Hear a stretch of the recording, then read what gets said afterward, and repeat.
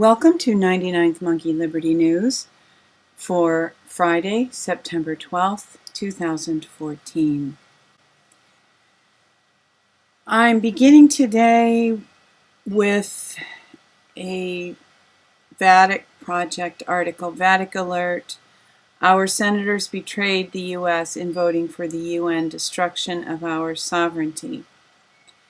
The good news here is that the vote failed. The bill failed. It was, I think, 53 to 46. But I think it's valid to consider what the senators, the 46 senators who voted yes on this, what they were voting for, what they were doing. They were voting for UN Resolution 2117, which lists 21 points dealing with firearms control. But perhaps of most alarming point is number 11. It calls for member states to support weapons collection and disarmament of all UN countries. Which 46 senators violated the Constitution and voted to destroy us? And here is a list of the senators who voted yes on this, the 46 senators. And they've made this, left-right issue between Democrats and Republicans. But this is really serious stuff, and I don't want to emphasize the fact that these guys are Democrats. Some of them were independents. What I do want to emphasize is just what this article states, that this was technically, for them to vote yes, was an act of treason because it infringes upon the sovereignty of the United States. I really would like to see consequences come to some of these people. I would really like to see some arrests made. I just, I don't think that any of us will feel like the wound has really been cleaned out properly unless there are some arrests made. And these men, I think, are good candidates for arrest. From activist post, Obama's speech to America, Stop ISIL by Funding ISIL. Yeah, this is very valid. The speech was incredibly confusing verbally, and I believe crafted to confuse Americans. But I want to actually focus on this speech a little bit, and this is kind of I'm going to have a little bit of fun. I'm going to walk out on some thin ice. I noticed something, and I want to point it out. First of all, to frame what I'm going to say, I wanted to point to this YouTube video that John Rappaport put together using Xtranormal. I've mentioned that Xtranormal is not available anymore. It's not possible to just send text and have them craft these videos for you, which is sad. And I kind of hope they get that going again. And I don't even know how much it costs. I can do a little animation myself, so I didn't seriously think about using this service, but I so enjoyed these videos that John Rappaport did, and I so miss having any new ones. This one happens to be a discussion between Obama and George Clooney.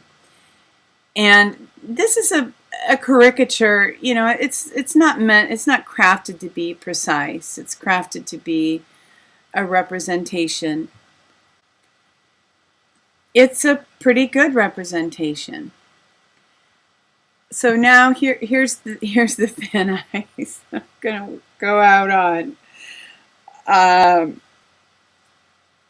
Sit down if you're not sitting down. This is out beyond where most conspiracy theorists dare to tread. I'm being very tentative about this. I'm not stating that, oh my gosh, this is absolute. I would not have even seen this video or the speech if Alex Jones hadn't played it on InfoWars yesterday.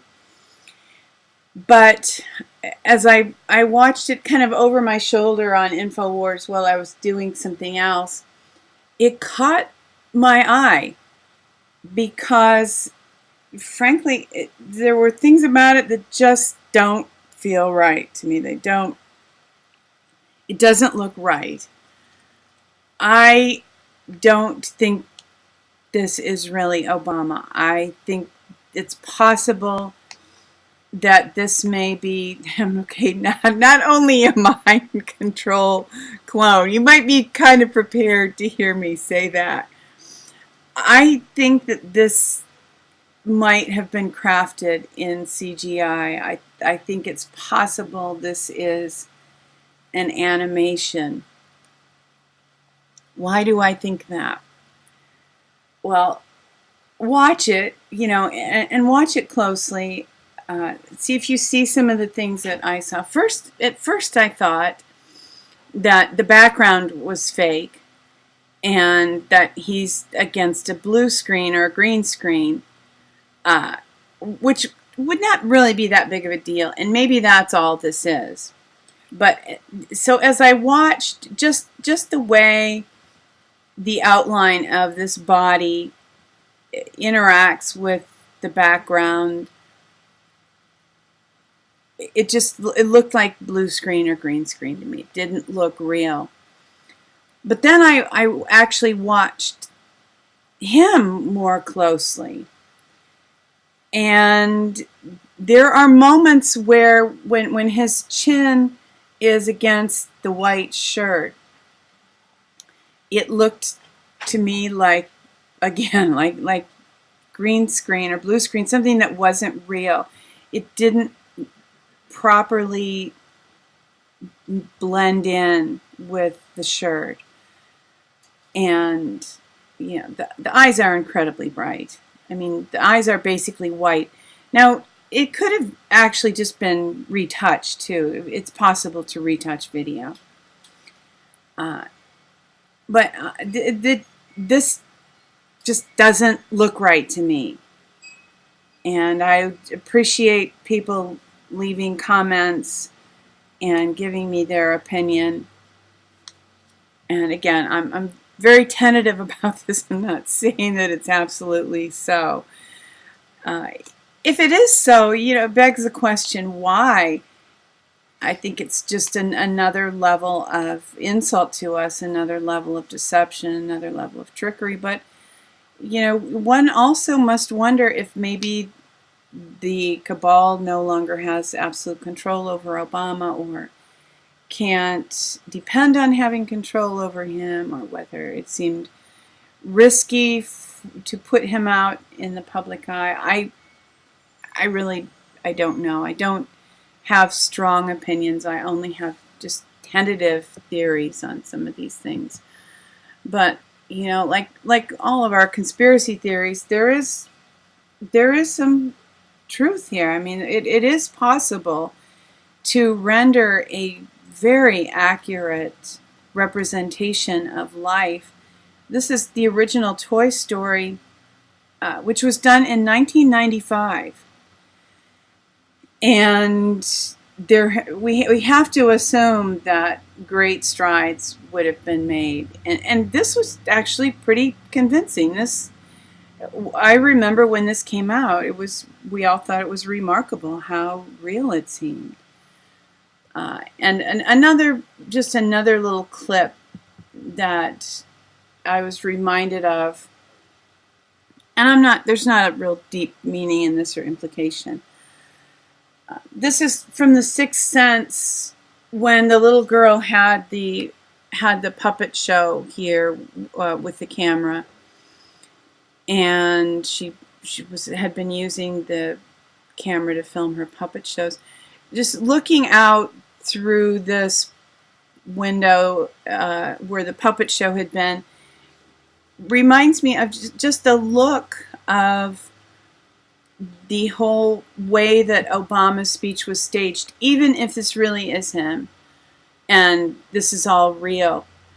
They have him framed the way you would frame a puppet show. He is inside of a stage. He's not standing on a stage. He's inside of a stage. He's framed. And I feel like there's some message here. In fact, I was wondering if this speech is really the boom that the cabal lowered on the American people in honor of, the anniversary of 9/11. And of course, the message itself was a nightmare. Let's go to war. Let's kill some people. And I don't know why any of us would be accepting of that idea now when we weren't a year ago. It was right around this time that they were trying to get us upset and get us motivated to go bomb somebody else. And of course, it happens several times a year. From Zero Hedge, Obama's broad coalition cracks. UK and Germany won't support airstrikes in Syria. I'm delighted, and I hope the Pentagon is giving the same message. I hope all of the American people are talking about this in the same way. Yes, ISIS has done terrible things, but they have been sponsored by the U.S. government, and they're set up in Syria. And was that the doing of somebody in the government of the U.S. to have ISIL be, ISIS, whatever you want to call it, be in Syria, so that the U.S., the not all of us, but the cabal, would have an excuse to go to Syria and begin bombing, which they wanted to do months ago, in which we all and the Pentagon said no. This is a trick. This whole thing is a trick. The whole thing is a show. And thank you, UK and Germany, for not being willing to support airstrikes in Syria. And I hope this whole, this says the coalition cracks. I hope the entire coalition just falls apart and we don't attack Syria. It's not that I love Syria, and I certainly don't want, I'd love to see the end of ISIL. I think the best way to achieve that is for us to stop giving them weapons and intel and whatever else we give them. So it's not that I, have any personal interest in Syria, but Russia does have a personal interest in Syria. And Russia has warned that the U.S. must not attack Syria. And again, it's framed as if the attack is going to be on ISIL, but the actual bombs will be dropped in Syria. And for the good news of the day, some people in some places in the world are demanding their freedom. From InfoWars, 1.8 million protests in Spain demanding separation like Scotland. This was the largest demonstration in the history of Barcelona, with 1.8 million people showing up, exceeding all previous records.